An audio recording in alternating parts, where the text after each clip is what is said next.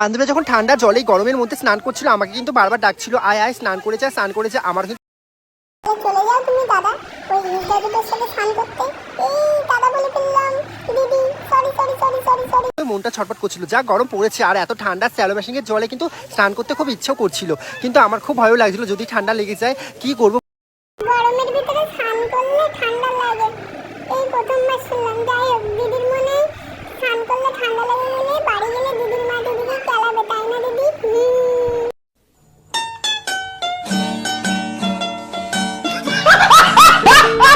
বলো তো, স্নান তো করিনি, গরমের মধ্যে কি ভালো লাগে বলো স্যালো মেশিনে স্নান করতে। আর বান্ধবীরা কিন্তু আমাকে বারবার ভিজিয়ে দিচ্ছিল আর আমার কিন্তু খুব বিরক্তি লাগছিল, আমি কিন্তু দৌড়ে পালিয়ে গেছি কারণ পুরো ভিজে গেছি, স্নান করবো তো।